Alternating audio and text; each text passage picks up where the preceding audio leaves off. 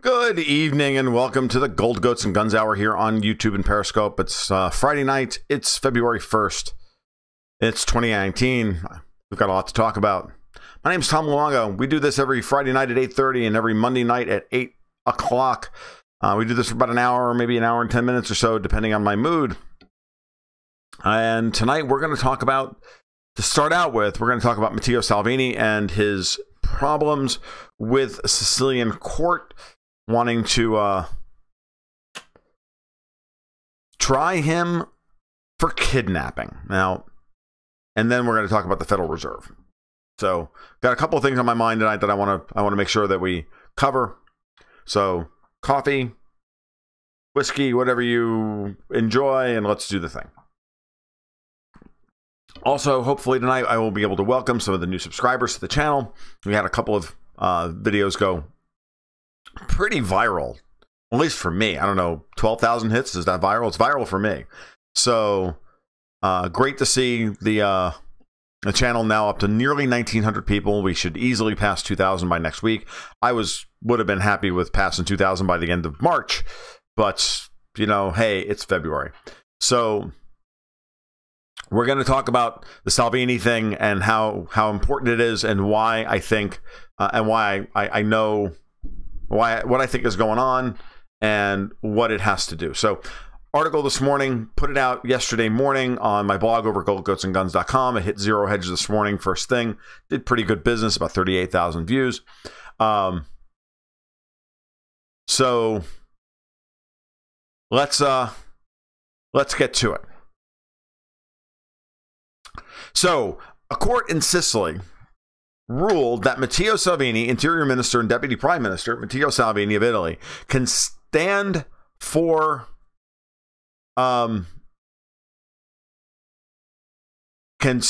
trial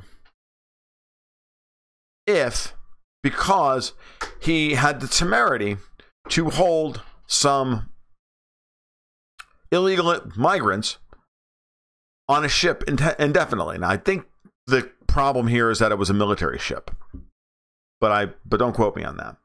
And that because of that, he can be tried for kidnapping. And this case was brought by Sicilian prosecutors, and the court let it stand. And now it's going to go, and now it has to go to the Italian Senate for debate. And here's the problem.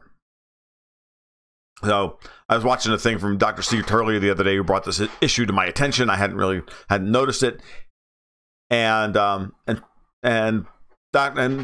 Turley did a great job of explaining the basics of what's going on in his video. And I thought it was really good.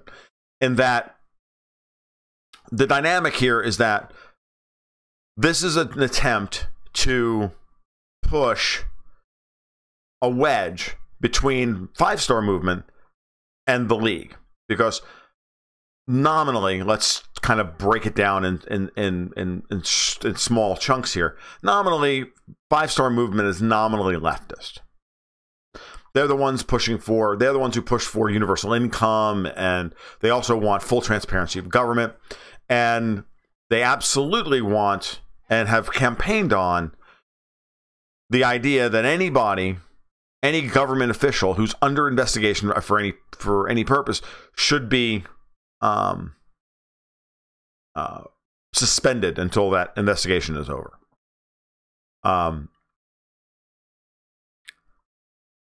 So that's the problem here. You have them, and then you have their coalition partner, the League, so Salvini is the head of the League, and well, if you read the press, they're a terrible far-right, horrible anti-immigration, terrible far-right bunch of crazies. Not really. They're not. They're kind of center-right, vaguely, low tax, vaguely libertarian. Not really. They've been mostly secessionist, really. And then the brilliance of Salvini is that he rebranded what was the Northern League and then rebranded it as the League. The Northern League used to just be a separatist party representing the rich northern states of Veneto and Lombardy and whatnot. And he rebranded it as the League to represent all of Italy. And once he did that, wanting to be the the party that would lead all of Italy, their popularity went through the roof. They went from 8% to now they're polling in the high 30s, if not 40%. And the point here is that they're using the law and they're using the court system to try and achieve political goals. And the political goal since the coalition formed between Five Star Movement and the League has been to try and split them up. Right? Because they, in effect, aren't supposed to be able to work together because they're not supposed to have enough in common. But they do have something in common. They hate globalists and they hate the EU. And that's the glue that keeps the coalition together. And that's what makes Italy so dangerous, is because it's a blueprint and a model for other countries to find a way to unify an anti-globalist agenda that's neither left nor right in the traditional sense. It's not Marxist or corporatist, or really Marxist or communist or fascist with the commonality of corporatism on either side, when it's really neither of those things. So this is clearly an attempt to weaponize the judiciary and drive a wedge ideologically between the two parties. Now, the initial response to this is as follows. Luigi Di Maio, the head of Five Star, immediately backed Salvini, saying, look, if he's guilty of this, then we're all guilty of this. And the whole government is guilty of this, because this is ultimately nothing more than government policy. And he's just executing what this government wants. That was very politic of him. It's also a public statement to his MPs. You're not going to make a big deal out of this. And there's another reason why they can't make a big deal out of this Five Star Movement, because since the election in March of last year, where they polled close to 30%. No, they polled 28 or 30%. The League only polled 17%. But those numbers have almost reversed themselves, at least in terms of the difference between them. The League is now polling in the high 30s, while Five Star Movement is polling in the low 20s. And that's the thing. If Five Star wants to maintain any kind of legislative representation far and above their current popularity, then they need to quash this now. They need to just end it. Because if not, what's going to happen is that the coalition will dissolve, which is exactly what the globalists want. But then Salvini will then turn around to call for snap elections, and the League will easily sweep in with 35 to 40% of the votes, if not more. Because all this is going to do is make him more popular. Because he came out and said on his Facebook page right after this, this story broke, he's like, am I guilty? Yeah, I'm guilty. I'm absolutely guilty, and I do it again. He immediately owned it like a boss, took complete control of the situation, and said, yeah, the hell with you. I'm going to take care. I'm going to own this thing. So I'm coming for you. Now, the part that, and this is all stuff that Dr. Turley went over in his video the other day. This is nothing new. What's the real spin, though, here? The real issue is that this is an obvious ploy to distract. The European parliamentary elections are in May. We're 3 months out from them. Salvini has made it abundantly clear he wants a coalition of Eurosceptic parties across Europe to come together, challenge the European People's Party, and take over the European Parliament and oust the Juncker, Tusk, Merkel, Macron globalist wing of European politics from control of the European Commission presidency, which is the real prize. So, Scott Colvin reminds us that Salvini is currently at 60% approval rating personally across Italy. Right. So if this were to pan out the way they think they want it to pan out, it will only make him stronger, but it may derail his ability to convince the rest of Europe, all the Eurosceptics across Europe, to come together with him to form a league of leagues and oust Juncker. It's what they should do. This is divide and conquer. This is a divide and conquer strategy. At the end of the day, no one's going to make a coalition with you if you can't ride herd over your own coalition internally. This is why De Maio has to ride herd over M5S. They have to quash this quickly and show that they have control over their own coalition, and that they have control over the Italian government, so that they can then turn around and send 60 or 65% of Italian MPs to parliament that are not on board with Juncker, or whoever Juncker's replacement, handpicked replacement, is going to be. So it's an immense opportunity. This is an immense opportunity for both De Maio and Salvini to cement their control over Italian politics and stick it right up the ass of these globalist Davos crowd motherfuckers. Frankly, that's what this is about.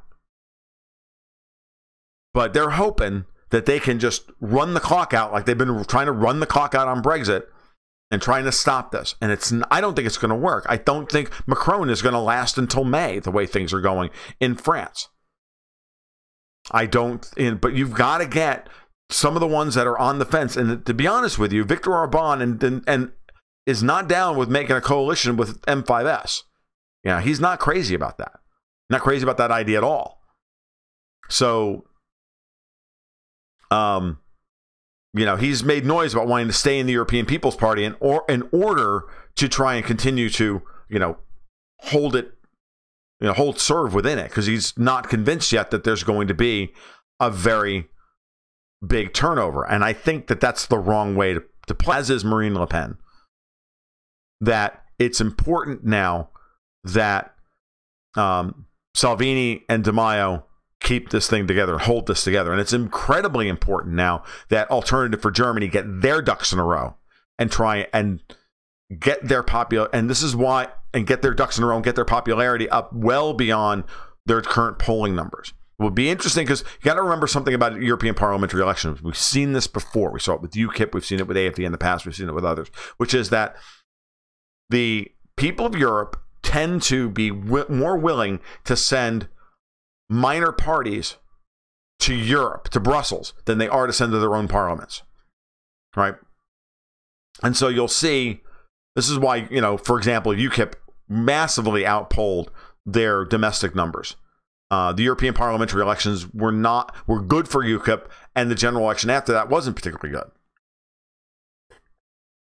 So it's pretty obvious to me, anyway, that there's a real opportunity here for all of these Eurosceptic parties that don't have tremendous representation now, that will have they don't have very good representation in European parliamentary elections now, and they in the European Parliament now, and they don't necessarily have great they don't have full representation in their current parliaments, because their popularity has risen since the last election. So it's very possible here that we could wind up with a massive outperformance over the poll numbers come European election time. All these parties could easily poll 2 to 3 points higher than the latest projections are, and that would change a lot.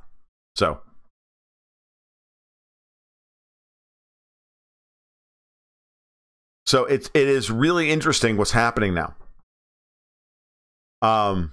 So it's really interesting to see what's happening, why this is occurring. I don't think it's going to go anywhere regardless. I really don't. Unless there's still there's the thing is at the end of the day, M5S has got it's 32%. The League has got 17%. And the other parties could easily vote against Salvini. I don't think they will, though. I don't think they'll do that. I think that would be terrible for them if they did this. The mood in Italy is absolutely rising anti-EU, rising Eurosceptic, rising nationalism at in a healthy way. Rising anti-immigration. I just don't see that this is a winning issue for them. So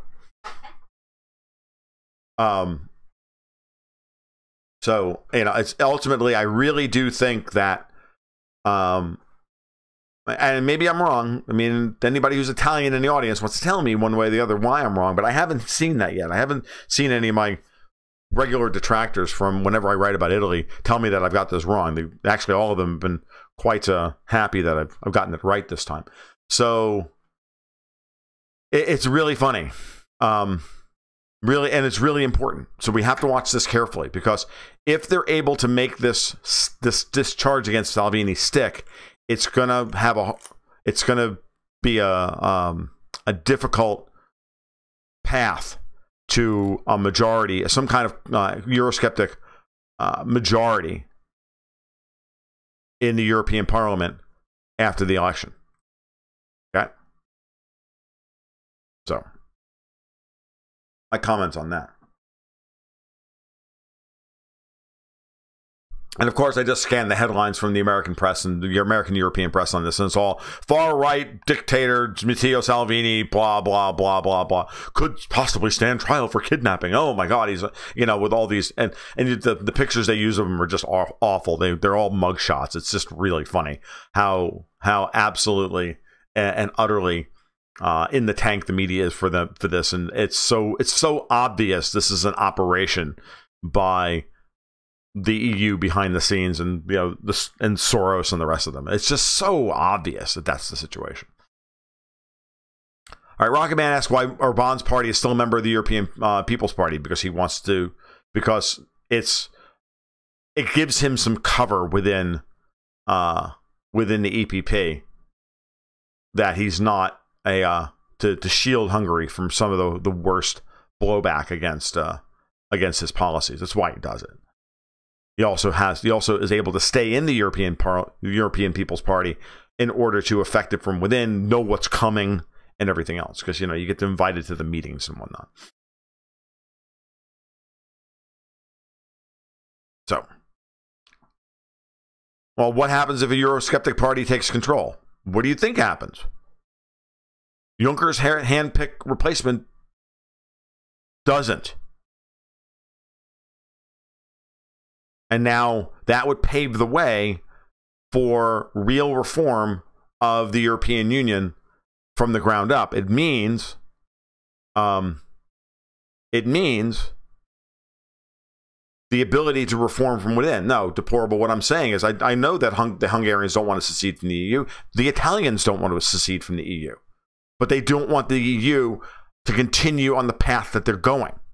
So Salvini's argument has been from the beginning, and his strategy has been from the beginning, to put the EU into a bad light at every turn of events, to show up the hypocrisy, to show up the authoritarianism, to show up their unreasonableness and their intractability and all of that stuff, to remind the Italian people, this is who you're in bed with.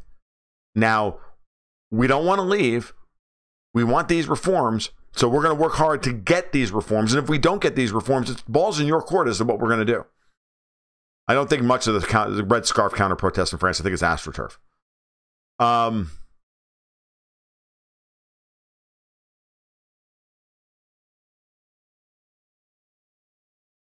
So we're going to talk about, Joanne, we're going to talk about that in a little bit. I do have some thoughts on that. I don't have a lot of thoughts on it. I think it's pretty obvious what the issue is with Venezuela's gold. But we'll get to that in just a minute. I want to talk about the Fed for a couple minutes, because it was really important this week, because, well, markets exploded. Gold broke out. Silver broke out. Bond yields went crazy. Big stuff happened this week.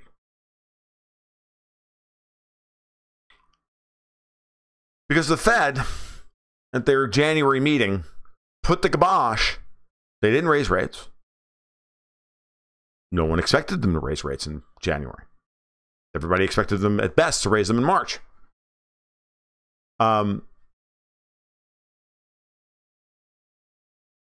Excuse me. But more than that, the Fed's communique removed all language All hawkish language. Implying that balance sheet normalization could be off the table. That they could even reverse balance sheet normalization, which would mean the return of QE. These are all really important ideas here. And it's really interesting that gold has broken out and closed this week above 1320. Really interesting that happened this week.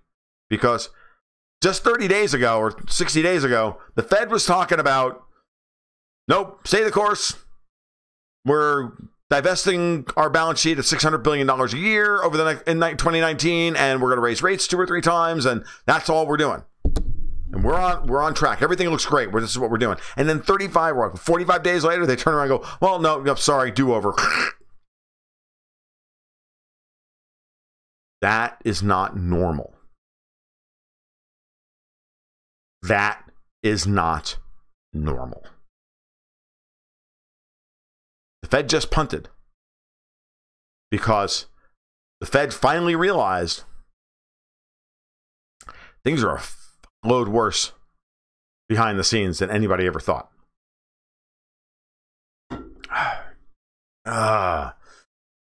So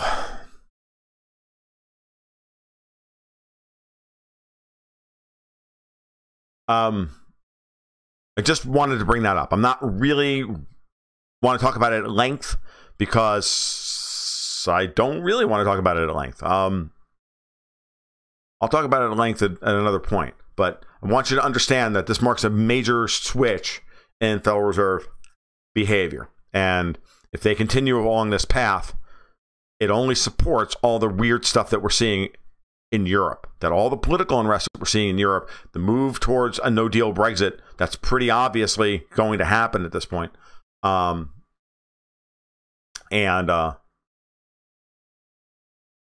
all that these things are now pushing towards a real conclusion, and the Fed is now leaving itself open policy-wise to reversing course and reacting to a potential unfolding crisis later in this year. That's what it looks like.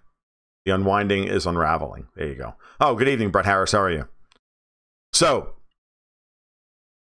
someone asked, deplorable, you asked, I don't want to sidetrack, but what do you think the best course of the U.S. is in Venezuela? I think the best course for the U.S. in Venezuela is to reverse course.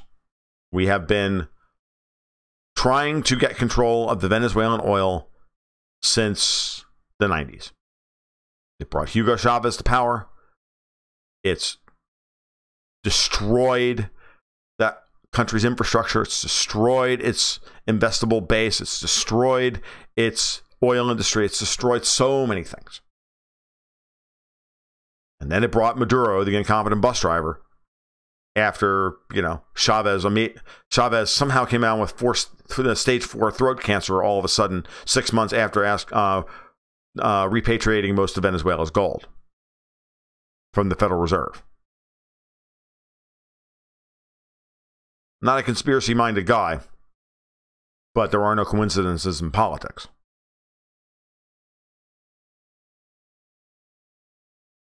Our best course in Venezuela is not going to happen. John Bolton, Mike Pompeo, Mike Pence, Donald Trump, and the rest of them. This is part of their. This is their bread and butter.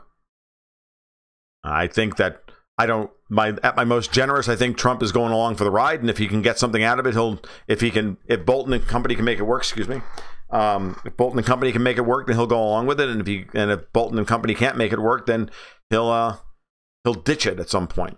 This is the way Trump works. Trump operates. He doesn't operate on principles or morals. He just operates on, what's the best deal he can get at the moment whenever, the hand goes south. So, sick. That's not good, Brett. So, the best course for us, which we're not going to do, is to stop the sanctions, to stop trying to force regime change. That's not going to happen. The operation is in full flight. So it is what it is. But we should have never gone this route in the first place. And so now it's going to get even worse, because the worst of the hyperinflation, the worst of the breakdown of the supply chain and the division of labor within the Venezuelan economy came after the Trump administration basically cut them out of the world banking system and cut them off from their money, froze all their assets, froze their profits off of the refineries they co-own here in the United States. And now we're going to give all that money to Guaido to go back and say, hey, I got to use all of your money. Now we'll use that to pay off all your debts to Russia and China. I mean, the brazenness of this is unbelievable. And for anybody who's a serious student of geopolitics to be okay with this, because, it's irrelevant. And I'm sorry to say this is something that I'm really quite disappointed when I read Justin Raimondo's latest article over at antiwar.com. This is a man who I have a huge amount of respect for, who taught me so much about foreign policy over the years and how to read the headlines and how to read between the lines and everything else. Been reading Raimondo since I had hair and my beard was brown. My beard was black, for fuck's sake. Been reading Raimondo for 20 years, but, come on, man. What's going on in Venezuela is not irrelevant. It's not irrelevant if we're serious, if Trump is serious about drawing down the troops in Afghanistan and signing a peace treaty. We'll see if Bolton will allow him to actually do it. Because, hey, Bolton's actually fucking president at this point, not the orange Obama. What's the best course of action for the U.S. in any foreign government intervention? To not undertake said foreign government intervention. I heard Citgo is considering filing for bankruptcy. Think it is just a scare tactic to freak the U.S. out since Rosneft would get 49.9%. Citgo is 49% owned by Russia, which is why its assets are being seized. Exactly.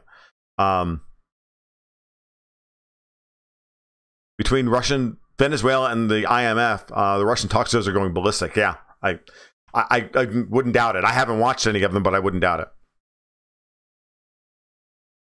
I'm seeing reports, according to North on 60, that U.S. troops are already on the ground in Colombia and ready to invade Venezuela. We'll see. Apparently 5,000, according to John Bolton's notepad, which I don't believe. Right. Stoyanovich says that this is nothing but a propaganda operation to convince the population to rebel against Maduro. Yeah, sure. It's one of those things that I can see that as an argument. This. I don't think we're going to put boots on the ground in Venezuela. As Pat Buchanan said in his article last week, he said, so you decided to back a coup attempt and seize all their assets in Venezuela to try and pressure the people to get rid of Maduro. What if it doesn't work? What's your plan B? There is no plan B. There's never a plan B. This is going to work. I know this is going to work because I'm smart and I'm insouciant and I'm John Bolton and that's that. 30,000 troops are required to invade Venezuela and win. Do you think we're going to put 30,000 troops in Venezuela?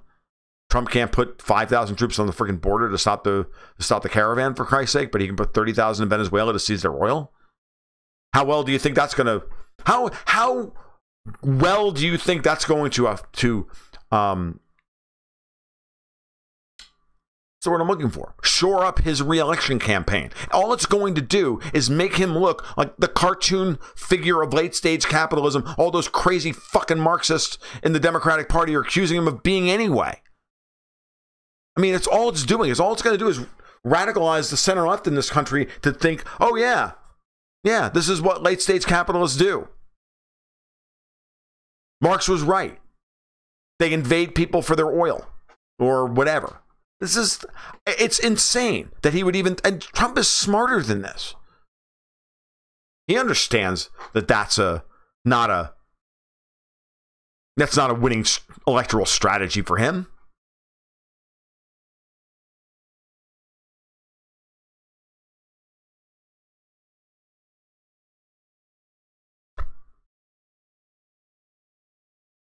So yeah, I look at this stuff and I look at this entire operation in Venezuela and I just think it's silly. Every day that Maduro stays in power is another day that the probability rises that he's going to stay in power.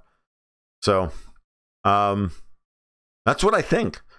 And then the big question is, because it's always this way. Whenever there's this kind of concentration of headlines and activity and breathless worry, and it's all been trumped up into this big, huge thing, and then it's a crisis. And then what we wanted didn't happen. So it's not a crisis anymore. Move on to the next thing. Shift the Overton window. Move on to the next thing. Let's try something else. And then the people there are left trying to figure out what to do, because at some point they either fold or they survive. And every day after the peak of pressure that they survive, the pressure lessens a little bit, and it gets a little easier and a little easier and a little easier and a little easier. And then everything shores up, and then we start moving forward again, because that's the way humans operate. Can't keep the pressure on at AIDA forever. It can't work that way. At some point, everybody gets used to that, figures out a way around it, and they start bleeding the pressure off. And you can't ratchet. And once you've gone nuclear, once you've gone as far as you can, and it doesn't work, the whole thing falls apart.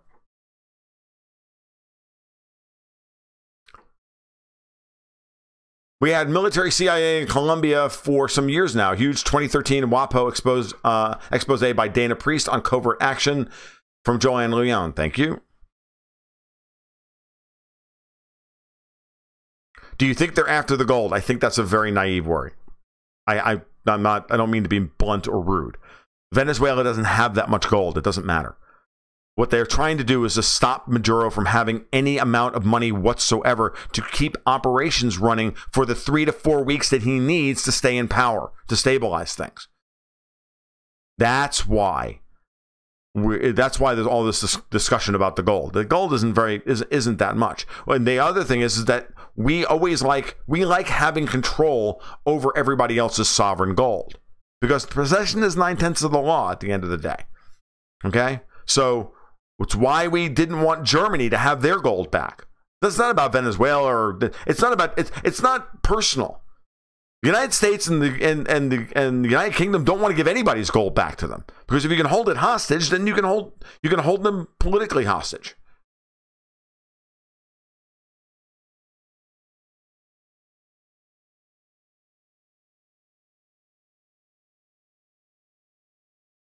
So, all right, let's see. 32 minutes. Venezuela, the Fed, a little bit on Brexit, other stuff. Want to remind all you, now that I've got you all here, where everybody, it looks like we're about full for the day, because we're at 65 people currently here on YouTube, which is awesome. Welcome, everybody. There are new people in the stream tonight. Welcome. Something to remind you, now that we're nearing it on 2,000 people. As the chat gets more and more difficult for me to parse, because y'all are fantastic. Okay, don't get me wrong, y'all are. But I'm trying to do this in real time and react to everybody. It's getting very, very difficult. There's going to get a point where it's going to be unmanageable for me at the current rate. And we're going to have more questions come in than I can answer, which would be a good problem to have. Which is why next week I'm going to finally monetize the channel, and that will turn on super chats. So we're going to start experimenting with that. And basically what it comes down to is I'm going to make it abundant, to make it simple to you. If you throw a super chat in the channel with a question, that question is guaranteed to get answered. Otherwise, there is no guarantee. I don't know how successful that'll be. I don't know whether you guys have the stomach for it or not, but that's the way I'm going to run it. And I'll just make that abundantly clear as we go forward here, because it would be really nice to, in some way, manner, shape, or form, begin to monetize this, even just to a small degree. So, all right, I love you guys. I love doing this stuff, but I've been doing it for 2.5 years now, and now it's time to got to figure out a way to keep the bills paid. So. I think we've got a good audience, so a good base to work from here. So, but once we start getting up into 100, 150 people on the channel, I'm not going to be able to keep up with the chat. I can just tell you that right now. Okay, so yeah, I'm going to work on that hopefully this weekend, but we'll see. My weekend's going to be very tight. I'm working on the new newsletter right now, and I've still got most of it to write. Camille and Sophie want to go to the medieval fair on Sunday, and I'm not sure that I have time to do that. I may have to take the day off. So I may not be able to take the day off, so we'll see. Not that there's anything at the medieval fair I want to do other than watch my Taekwondo instructor beat people up with sticks. Because, you know, the SCA, because he beats the shit out of people with sticks. It's freaking awesome. So yeah, there's that.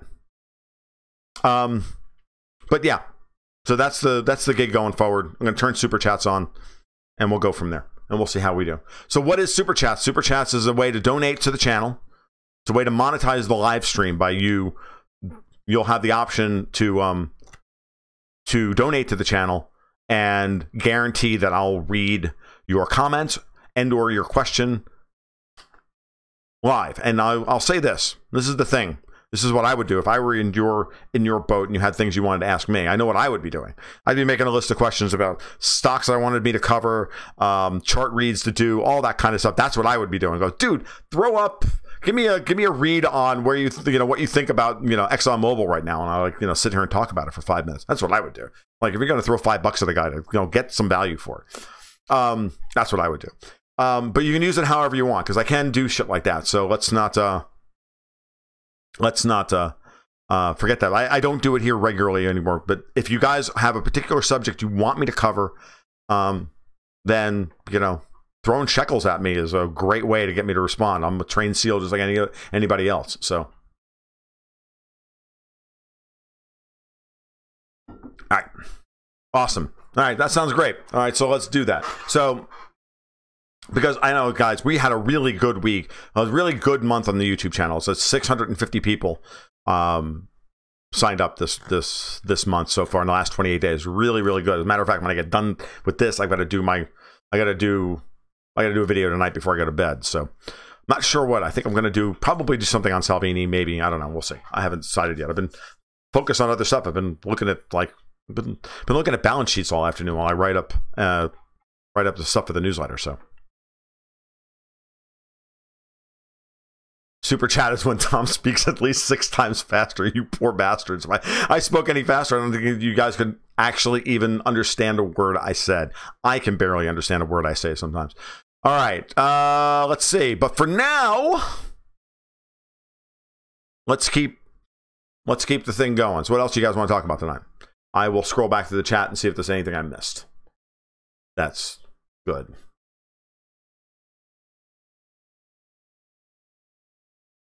Thordoon, when 80% of Venezuelans say they do not want U.S. sanctions and the same amount is against U.S. interference, how on earth is this U.S. CIA puppet that they never heard of going to take power? Oh, by promising them free stuff. Stom will still answer Star Wars questions for free.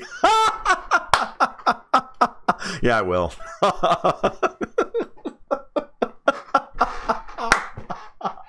It's true, I will. I'm a whore. Timing it. Okay, so VZ, let's look at this. The Venezuela's problems, like all society, except socialism is worse, is the corruption. I don't think they've time to fix it if they use the Cuban model. I think the Russians and Chinese are urging change. I think there's a lot going on here. I mean, look, Maduro is not long for this life regardless. That's not the issue here is not Maduro. The issue here is what are the conditions that brought Maduro to power? And what are the conditions that are going to maintain Maduro's hold on power? Because when you push from the external source, pushing from an external source always results in internal resistance. Always.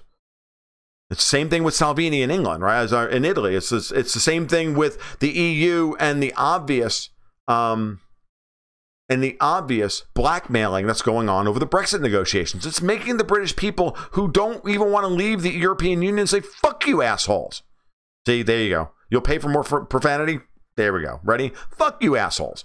Because it's just natural. It's like, well, I mean, yeah. I mean, I can complain about my family, but fuck all y'all. You don't get to complain about my family.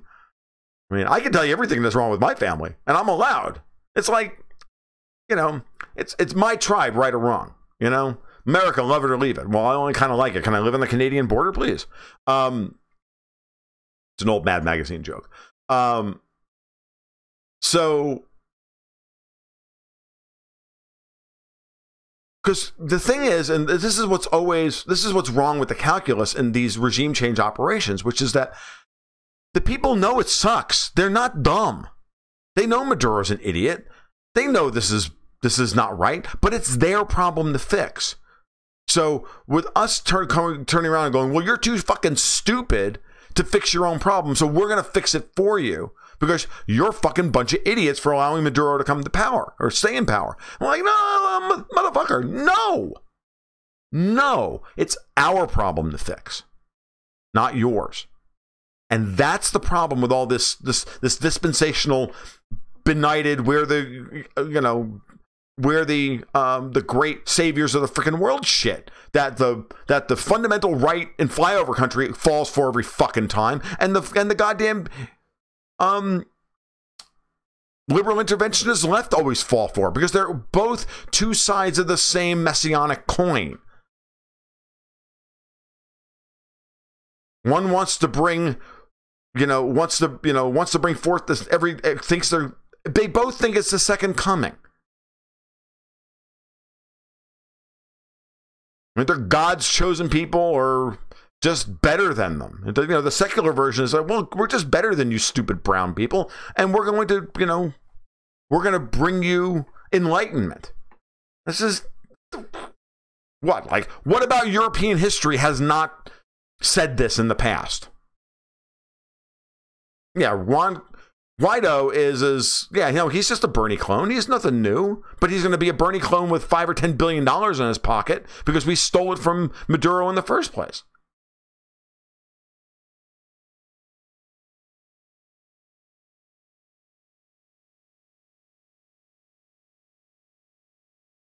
Russia just took down a corrupt senator today in the Senate. It was awesome. Yeah, I know. It is great. Slowly but surely, the Russians are cleaning things up. Slowly but surely. It's tough to do. I mean, the corruption is deep. It's taken Putin 15 years, 18 years to really clean up the Russian deep state, and he still hasn't done it. But but Putin, unlike Trump, Putin actually had real power, right? Real power. He grabbed the people around him that he could. He formed a cadre of people around him who were strong. And then he immediately went after his biggest freaking problems. Khodorkovsky, Browder, and the rest of them. Soros.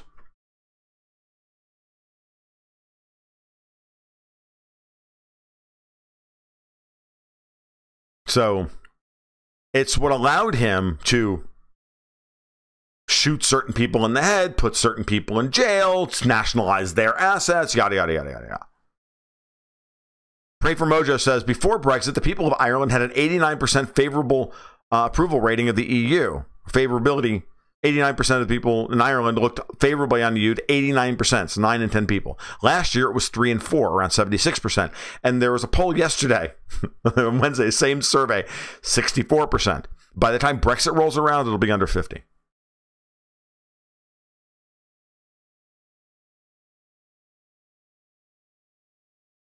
Yeah, well, no, Rocket Man, I agree with you. Rocket Man says, I still support Trump, but weirdly, I'm also post-Trump at the same time. That's like everybody in this channel. We want Trump to do the right thing, but we're not expecting it.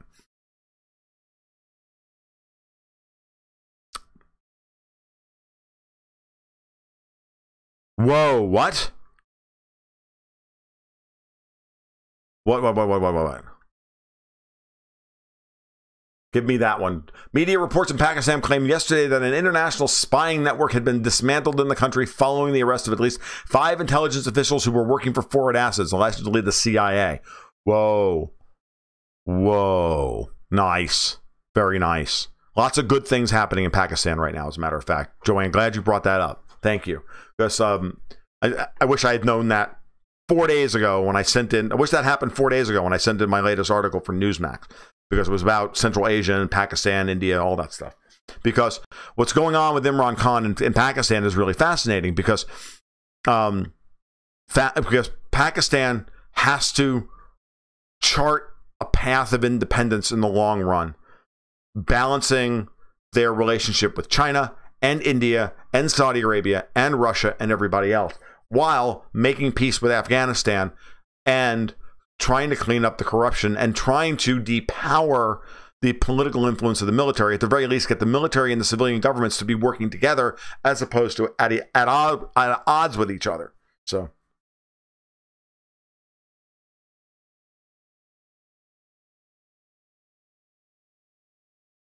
So really interesting that he's beginning to go after U.S. deep state assets in Pakistan. And I think the best thing that Trump could have done was to remove the inadvertently. I don't think Trump did this for the reasons that he thinks. God damn it, I hate when that happens. My nose is really itchy.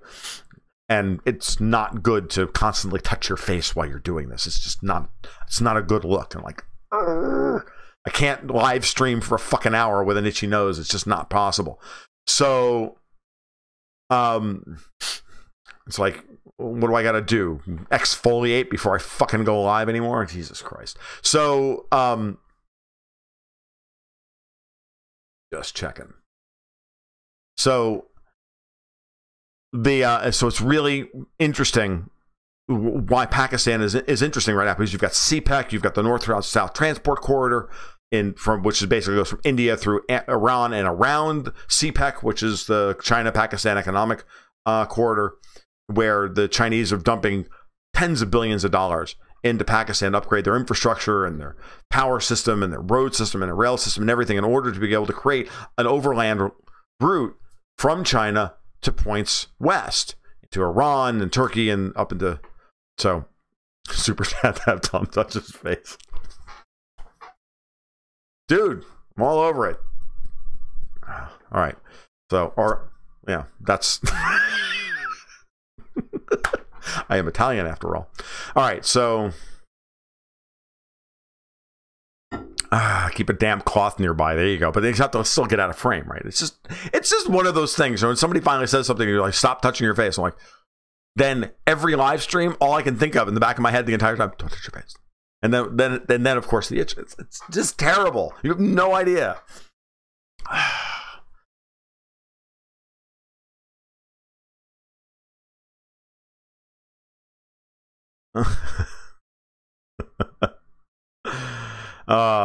Just pick your nose, Tom. We all know you won't hold it against you. I do pick my nose when we're doing this shit. Half the time I don't even notice I'm doing it. So just as long as I'm not playing with the beard, right? So the Gwadar port, the Port of Gwadar, at Chabahar, the Port of Gwadar is incredibly important for Pakistan. The Port of Chabahar is as well. So yes, those ports are incredibly important. And Chabahar in Iran, Gwadar in Baluchistan, state of Pakistan, both incredibly important. These are, and that's a story I've been following for fucking 7 years now, how it's evolved. So all of that stuff's is really important, because you got to remember that to open up Central Asia requires a stable Afghanistan. So I'm looking forward to Trump actually keeping his promise about pulling the troops out of Afghanistan. But he's only going to do that if he feels that he's got control of the global energy supply. Remember, energy dominance. He's got to believe that all of his sanctions bullshit and all the trade war shit, all stuff is working. If it's not working, then he and Bolton and Pompeo are going to have to come up with plan B. And remember, there is no plan B. So then what?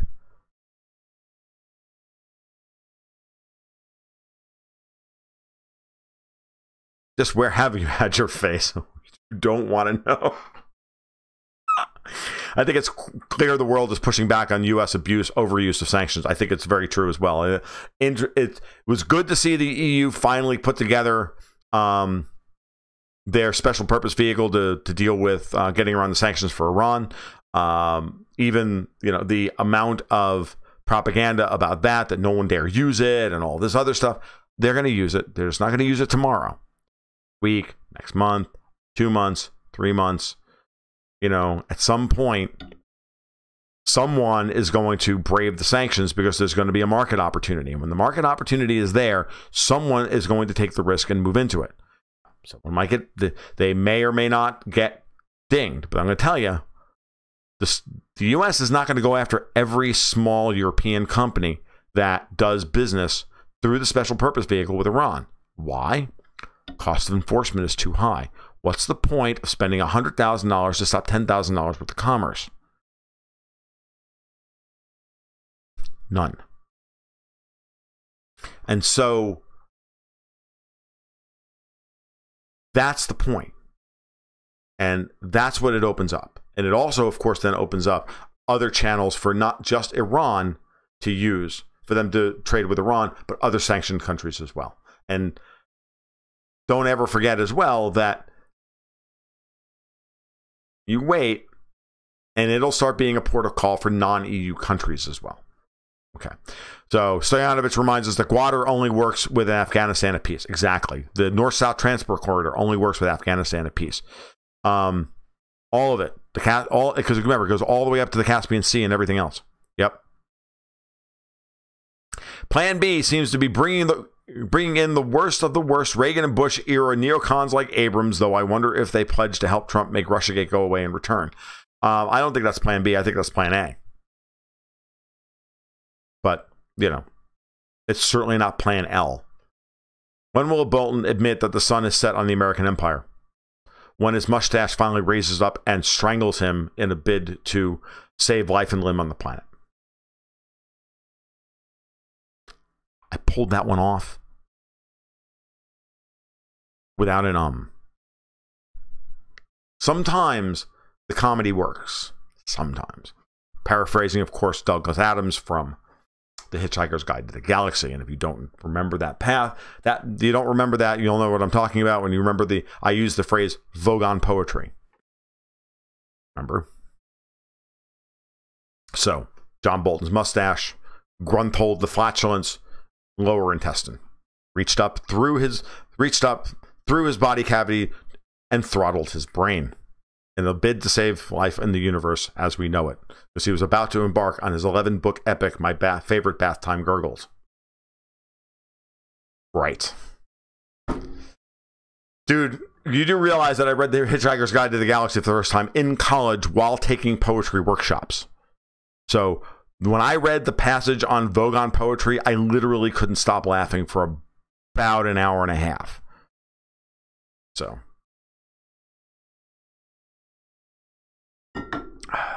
it's harder to get UK to investigate money laundering than to enter Harvard. Browder. Does he think he's like clever or something? He's like it's funny, as the more I watch Bill Browder, the more I realize that he's probably the shallowest man I've ever seen. I mean, does anybody think that there's like anything going on in that guy's brain other than don't get caught? Don't get caught.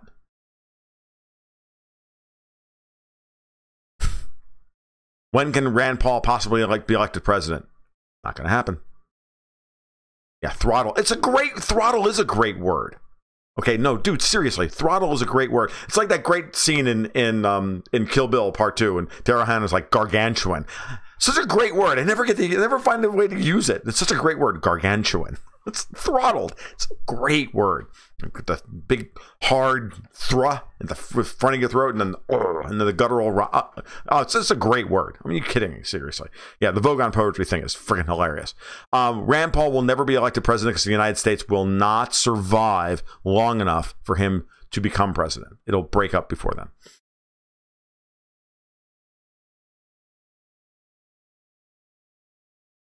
The key to bringing down the warmongers in D.C. is the empire is destroying the petrodollar. You're right, it is.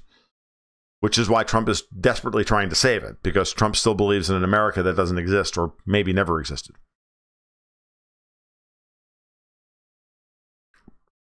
That's his problem.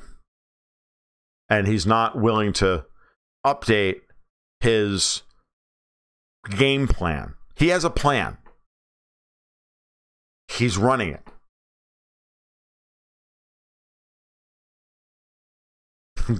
Browder, the simpering, stuttering. Oh, simpering is another word of my favorite word of mine, by the way. It's a great word. Simpering. Simpering, stuttering, sweating, weak-kneed coward. Yeah, that guy.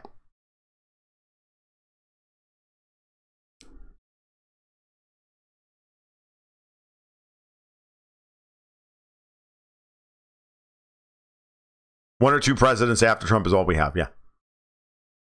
In current form, the way it's going, yeah.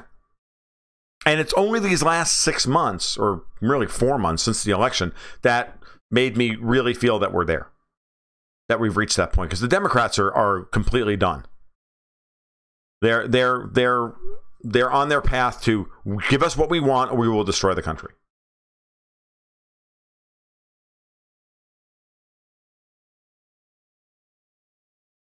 So WDM reminds us that that he's heard that CIA jihadis are digging in big time in Baluchistan and that they've been successful in slowing work on the port infrastructure. I would not be surprised about that. I haven't really been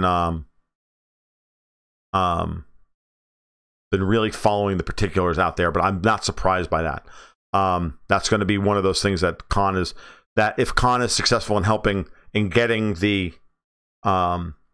getting the military on his side and finally getting the civilian government and the military beholden to Pakistan's best interest for the first time, honestly, ever, and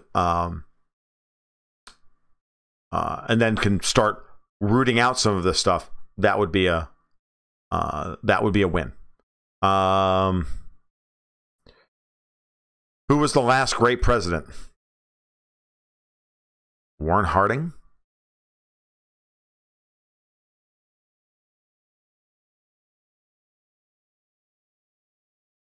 John Hanson? Browder is slowly being exposed. Yes, he is.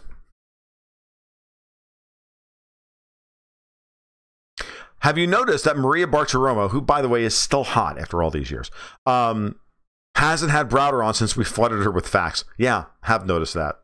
Good.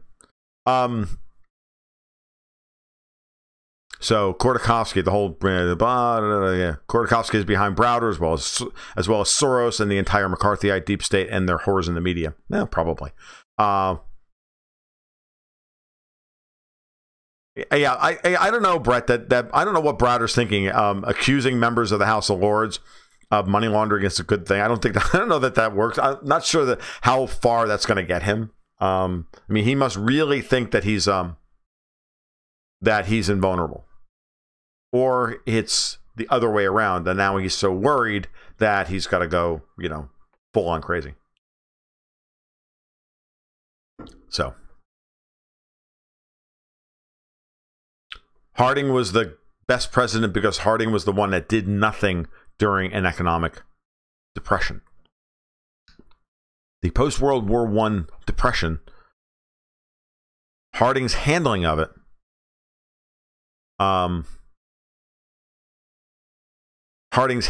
that was perfect Austrian economics. He did nothing. He just said, look, it's not my problem. And all of this malinvestment needs to be, he didn't say that malinvestment, he said, all of this needs to be liquidated. It's not my job, and I'm not going to do anything about it. And he was right. And we had a short, sharp 10% correction or 12% correction in GDP, which lasted a little less than 18 months. And then it was over. And it was only a couple of years after that the Fed started printing money like mad, which caused the quote-unquote roaring 20s, which led to the stock market crash in 1929. Coolidge wasn't bad. Harding was better because Harding actually presided over an economic downturn in which the government did nothing. No counter-cyclical behavior.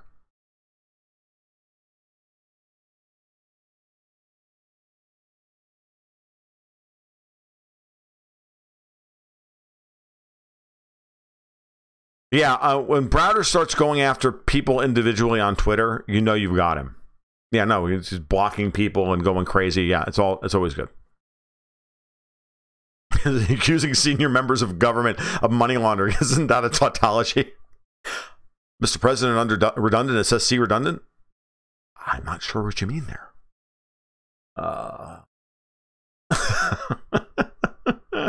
coming in on an hour. Let's see, what else have we got? FYI, if we've got super chats rolling in, the live streams will go longer. I'm a whore for money. I will sit here all night, take questions if people want to throw $5 bills at me. So.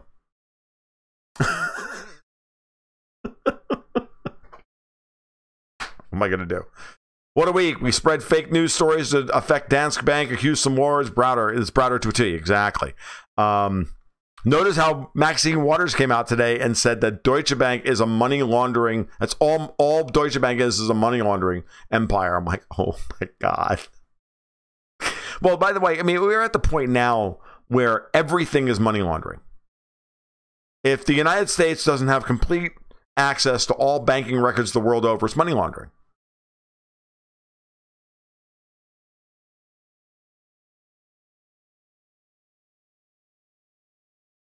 Yes. And by the way, the two presidents who did not bail out the banks in two major economic downturns are considered two of the worst presidents in our history.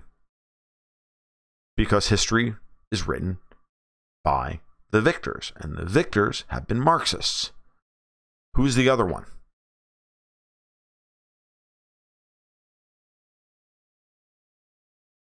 Set up Streamlabs, no 30% Google deduction. Does Google take 30% of super chats? Well, spank my ass and call me a bitch. No. Yes. Cash is becoming money laundering. You're absolutely right, Green Penguin. What? No one knows the other president that did nothing in a major financial crisis? I've talked about him before. He's my favorite president. Next to Harding. My favorite president of all time. Who's considered the worst president in the history of the United States? He's either usually number one or number two. No one? Bueller? Fry?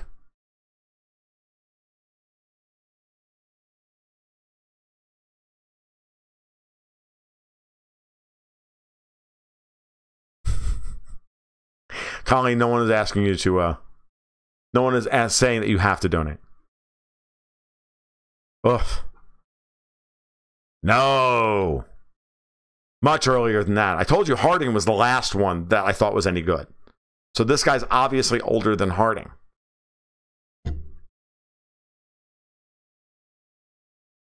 If I give you any hints whatsoever, you'll get it. Bingo, James Buchanan. Nicely done. James Buchanan is my favorite president.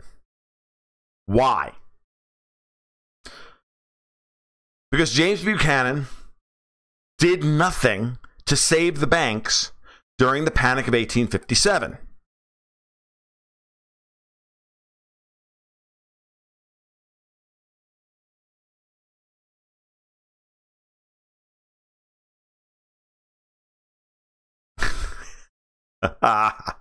James Buchanan. The Panic of 1857 started because a bunch of Ohio banks went busto over their railroad loans, right? The problem was that the railroad industry in the United States was booming so much, it became the first cross-border financial panic. Banks in France were failing. Once the banks in Ohio started to fail, then the ones in New York failed. Then right after that, then we had banks in England and Holland and France and others failing because they were all tied together on all of this stuff. And so what happened was it was by far the world's first transcontinental financial panic.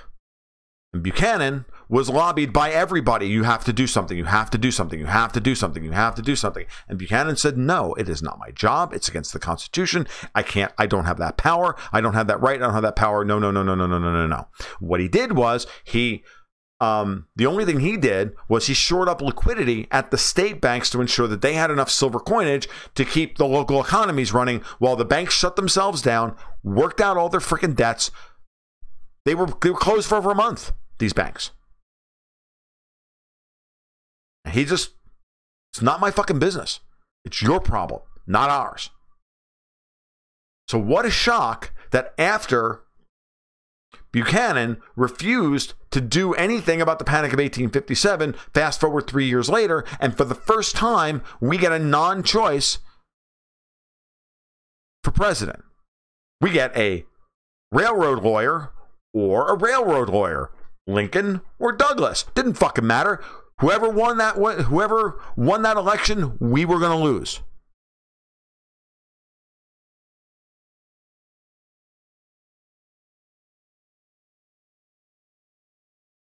But did they make a Broadway show about him? Hamilton was never fucking president, thank God.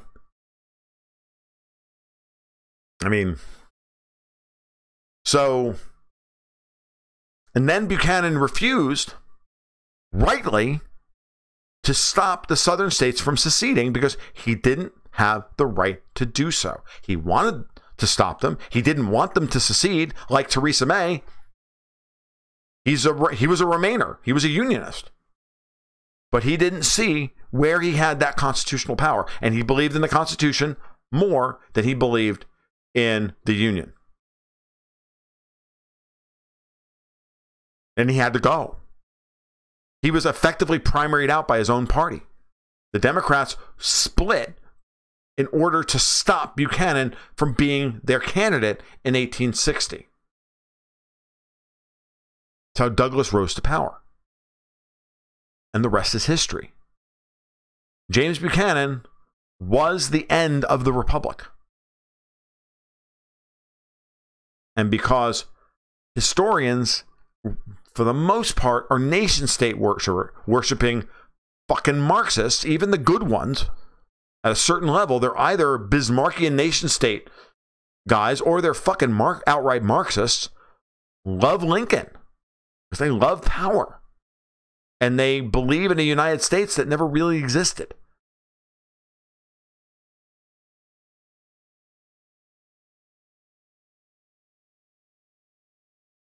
Oh, you've never... That's right, you guys haven't heard that talk. I've been giving that talk for years. I just haven't done it recently. But yeah, Buchanan's one of my absolute favorites. I've done this on live streams before. It's not recent. I haven't done it in probably a year and a half. Because I know I've done this on a live stream before. I know I've talked about this recently. But it is absolutely the turning point of the United States. It's what turned the United States from a republic into an empire. And as far as I'm concerned, Buchanan was the last president of the United States, as far as I'm concerned.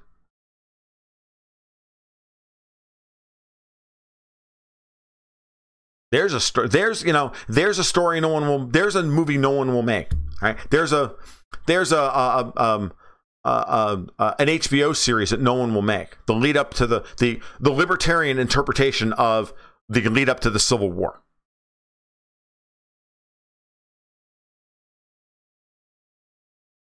I don't know who Brian McClanahan is, Rocket Man, so I'm not sure what you're talking about. All right, so the other night we did board gaming and to go overtime on the live stream. Tonight we do history lesson on James Buchanan. You never know what you're going to get here at Gold, Goats, and Guns.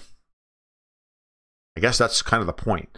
Guys, it's been fun, been great, but I've got to go top off my coffee, pop open PowerPoint, and figure out what I'm going to do for another video tonight and see if we can get this channel over 2,000 people by the end of the weekend, because that would be hilarious and awesome and all of that. So for the new people who come in tonight, I really appreciate everybody who stopped by.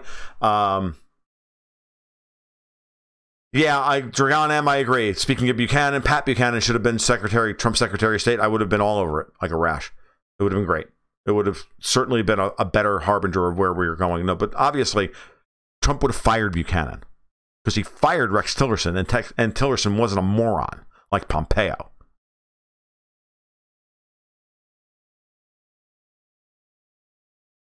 All right. Ready? And break. You guys have a great weekend. Enjoy. We'll be back Monday night, 8 o'clock, as we always are. If you like what you heard tonight, please, if you're not already subscribed, if you're watching this and you're not subscribed, do so. Click the little bell for notifications so I go live next on Monday night. You'll know what's going on. And as always, you can follow my work over at goldgoatsandguns.com, also over at strategicculture.org. And you can subscribe to the Gold Goats and Guns newsletter over on Patreon at patreon.com/goldgoatsandguns. You guys have a great, great evening. Be well and keep your stick on the ice.